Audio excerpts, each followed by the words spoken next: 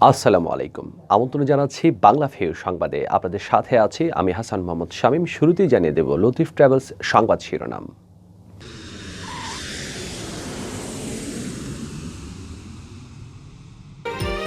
বাংলাদেশেও করোনার নতুন ধরন ওমিক্রন শনাক্ত, আক্রান্ত দুজন জিম্বাবুয়ে ফেরত নারী ক্রিকেটার।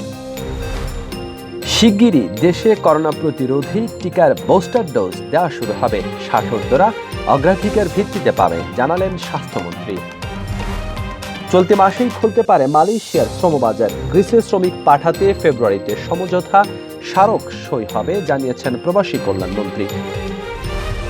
সিলেটভিউ24.com ও বাংলাভিউর প্রতিনিধি সম্মেলন সম্পন্ন। সিলেটে ৪ দিনব্যাপী ভিটামিন এ ক্যাম্পেইন শুরু। সিলেট মহানগরীতে ক্যাপসুল খাওয়ানো হবে প্রায় ৬২,০০০ শিশুকে। বাহরাইনে যুবদল রিফা শাখার আহ্বায়ক কমিটির মতবিনিময় ও খালেদা জিয়ার সুস্থতা কামনায় দোয়া মাহফিল অনুষ্ঠিত। শুনছিলেন শিরোনাম, এবারে বিস্তারিত। করোনা ভাইরাসের নতুন ধরন ওমিক্রন বাংলাদেশে প্রথমবারের মতো শনাক্ত হয়েছে। ভাইরাসটিতে নতুন এই ধরনে ২ জন আক্রান্ত হয়েছেন। তারা দুজনই জিম্বাবুয়ে ফেরত জাতীয় নারী ক্রিকেট দলের সদস্য। আক্রান্ত ২ নারী ক্রিকেটার সুস্থ আছেন। স্বাস্থ্যমন্ত্রী জাহিদ মালেক শনিবার ঢাকা শিশু হাসপাতালের এক অনুষ্ঠান শেষে সাংবাদিকদের এই তথ্য জানান।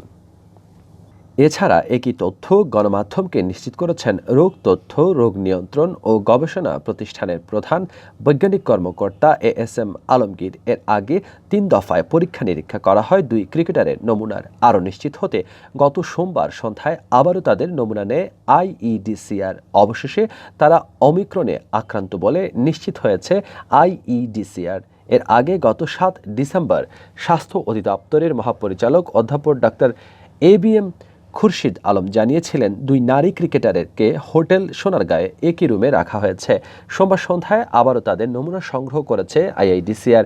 পরীক্ষা নিরীক্ষার পরই বলা যাবে তারা ওমিক্রনে আক্রান্ত কিনা।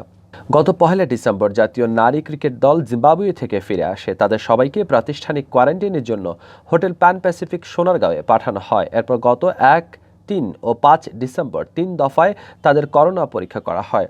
তৃতীয় টেস্টের পর সোমবার ২ ক্রিকেটারের শরীরে করোনা পজিটিভ পাওয়া যায়। তখন থেকেই নারী ক্রিকেট দলের সবাই আইসোলেশনে রয়েছেন। স্বাস্থ্য অধিদপ্তরের ২ কর্মকর্তা নিয়মিত তাদের বিষয়টি দেখছেন। এদিকে স্বাস্থ্য ও পরিবার কল্যাণ মন্ত্রী জাহিদ মালেক জানিয়েছেন, করোনা ভাইরাসের সংক্রমণ রোধে দেশে শিগগিরই বুস্টার ডোজ দেওয়া শুরু হবে। শনিবার দুপুর ১২টায় রাজধানীর শ্যামলী শিশু হাসপাতালে ভিটামিন এ টিকা ক্যাম্পেইনের উদ্বোধনী অনুষ্ঠানে তিনি এই তথ্য জানান।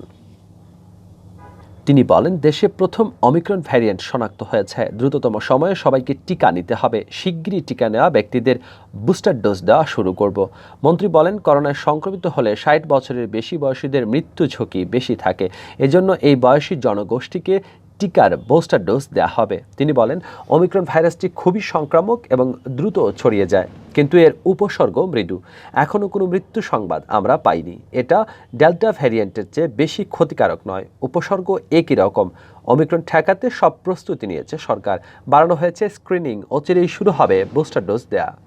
জাহিদ মালেক বলেন, দেশে প্রথমবারের মতো ২ জনের শরীরে করোনার নতুন ধরন ওমিক্রন শনাক্তের খবর পাওয়া গেছে।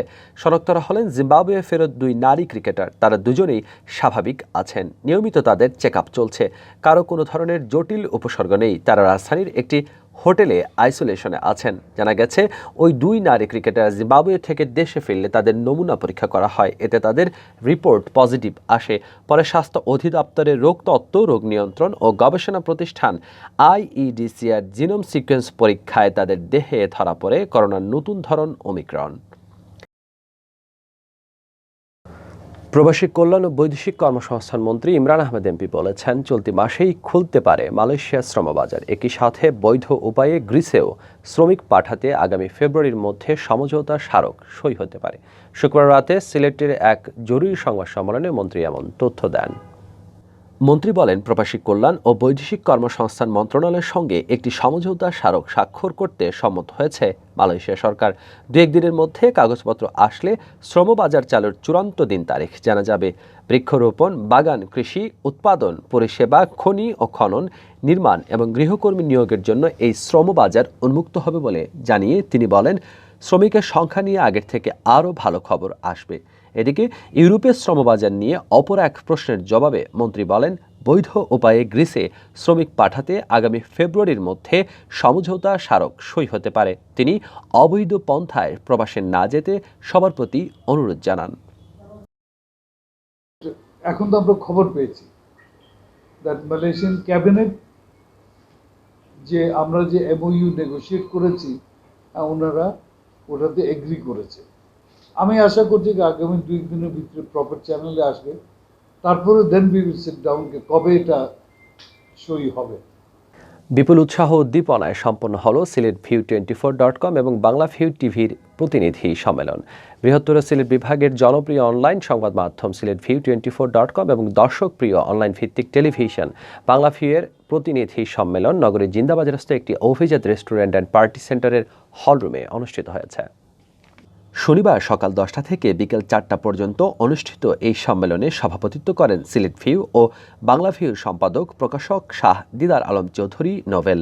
সিলেট ভিউর সহকারী সম্পাদক পিঙ্কু ধরের সঞ্চালনায় প্রতিনিধি সম্মেলনের শুরুতে স্বাগত বক্তব্য রাখেন জ্যেষ্ঠ প্রতিবেদক রফিকুল ইসলাম কামাল। পরে সিলেট বিভাগের বিভিন্ন জেলা ও উপজেলায় কর্মরত নিজস্ব প্রতিবেদক ও প্রতিনিধিগণ বক্তব্য রাখেন। এরপর তাদের বক্তব্যের উপর ভিত্তি করে বক্তব্য রাখেন সিলেট ভিউর জ্যেষ্ঠ প্রতিবেদক মোহাম্মদ রেজাউল হক ডালিম। সম্মেলনে প্রতিনিধিদের উদ্দেশ্যে দিক নির্দেশনামূলক বক্তব্য রাখেন সিলেটভিউ24.com ও বাংলাভিউ সম্পাদক ও প্রকাশক শাহ দিদার আলম চৌধুরী নোবেল। জাতীয় সঙ্গীতের মাধ্যমে শুরু হওয়া সম্মেলনে বাংলাদেশের স্বাধিকার সংগ্রামের সকল শহীদদের প্রতি শ্রদ্ধা জানিয়ে এবং সিলেট ভিউয়ের কুলাউড়া প্রতিনিধি প্রয়াত শাকির আহমেদের রুহের মাগফেরাত কামনা করে 1 মিনিট নীরবতা পালন করা হয়। সিলেটের জাতীয় ভিটামিন A+ ক্যাম্পেইন শুরু হয়েছে। 4 দিন ব্যাপী এই ক্যাম্পেইনের প্রথম দিন শনিবার সকালে সিলেট সিটি কর্পোরেশন এলাকায় ও জেলার বিভিন্ন এলাকায় শিশুদের ভিটামিন A ক্যাপসুল খাওয়ানো হয়। এই ক্যাম্পেইনে সিলেট জেলা ও মহানগর মিলিয়ে 5 লাখেরও বেশি শিশু ভিটামিন A ক্যাপসুল খাওয়ার টার্গেট নেওয়া হয়েছে। 14 ডিসেম্বর পর্যন্ত চলবে এই ক্যাম্পেইন। শনিবার সকালে নগরীর ধোপাদিঘির পারস্থ নগর মাতৃসদনে ক্যাম্পেইনের উদ্বোধন করেন সিসিক মেয়র আরিফুল হক চৌধুরী। এ সময় সিসিকের প্রধান স্বাস্থ্য কর্মকর্তা ডাক্তার জাহিদুল ইসলাম উপস্থিত ছিলেন। সিসিকের স্বাস্থ্য শাখা থেকে জানা গেছে, সিলেট মহানগরীর 27টি ওয়ার্ডে 61,827 শিশুকে ভিটামিন A ক্যাপসুল খাওয়ানো হবে। এর মধ্যে 6 থেকে 11 মাস বয়সী শিশুর সংখ্যা 6,396 জন। 12 থেকে 59 মাস বয়সী শিশু আছে 55,431 জন। মোট শিশুদের মধ্যে প্রতিবন্ধী 113 জন। সিসিকের প্রধান স্বাস্থ্য কর্মকর্তা ডাক্তার জাহিদুল ইসলাম জানান, 247টি কেন্দ্রে শিশুদের ভিটামিন A ক্যাপসুল খাওয়ানো হচ্ছে। এর মধ্যে ইপিআই টিকাদান কেন্দ্র 122টি, নিয়মিত কেন্দ্র 20টি, অস্থায়ী কেন্দ্র 82টি এবং অতিরিক্ত কেন্দ্র আছে 23টি। এসব কেন্দ্রে 54 জন সুপারভাইজারের অধীনে 494 জন স্বেচ্ছাসেবক কাজ করবেন। এ কারণে আমরা 4 দিনে এই কেন্দ্রগুলিকে আমরা ডিভাইড করেছি। তো আজকে আমরা প্রথম দিন শনিবার আমরা চেষ্টা করতেছি 27টা ওয়ার্ডে 132টা কেন্দ্রের মাধ্যমে অতিরিক্ত কেন্দ্র দিয়ে আমরা যাতে বেশি সংখ্যক শিশুকে এই ভিটামিনের আওতায় আনা যায় এবং পরবর্তী আরও 3 দিন 12, 13, 14 তারিখেও আমাদের প্রত্যেকটা ওয়ার্ড ভিত্তিক আমাদের কেন্দ্রগুলি থাকবে। বাংলাদেশ জাতীয়তাবাদী যুব দল বাহরাইন রিফা শাখার আহ্বায়ক কমিটির মত বিনিময় ও বিএনপি চেয়ারপারসন বেগম খালেদা জিয়ার সুস্থতা কামনায় দোয়া মাহফিল অনুষ্ঠিত হয়েছে। শুক্রবার দেশটির রিফা শহরে স্থানীয় সময় রাত 8টায় কোরআন তেলাওয়াতের মাধ্যমে অনুষ্ঠান শুরু হয়। অনুষ্ঠানে সংগঠনের আহ্বায়ক মোহাম্মদ আব্দুল করিম তালুকদারের সভাপতিত্বে ও বাহরাইন কেন্দ্রীয় যুবদলের সদস্য মুস্তাফিজুর রহমান জুয়েল ও সংগঠনের আহ্বায়ক কমিটির সদস্য সচিব মোহাম্মদ মীর জাহানের যৌথ সঞ্চালনায় এতে প্রধান অতিথি হিসেবে উপস্থিত ছিলেন বাহরাইন কেন্দ্রীয় যুবদলের আহ্বায়ক Mohammad Mustaq Ahmed. Guest of honour ছিলেন বাহরাইন কেন্দ্রীয় বিএনপির ক্রীড়া সম্পাদক শফিকুল ইসলাম। প্রধান আলোচক ছিলেন বাহরাইন কেন্দ্রীয় যুবদলের আহ্বায়ক কমিউনিটির সদস্য ফিরোজ আলম কিরণ। শুভেচ্ছা বক্তব্য রাখেন চুন্নু পারভেজ। বিশেষ অতিথির বক্তব্য রাখেন বাহরাইন কেন্দ্রীয় যুবদলের আহ্বায়ক কমিটির সদস্য সচিব দিদারুল আলম সোহাগ, জিয়াউল রহমান লিটন, মাসুদ আলম, আহসান উল্লাহ মাসুদ, জিয়া আল মামুন ও লিমন আহমেদ।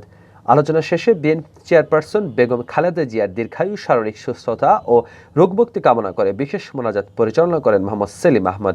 মোনাজাতের মাধ্যমে অনুষ্ঠানের সমাপ্তি ঘোষণা করা হয়।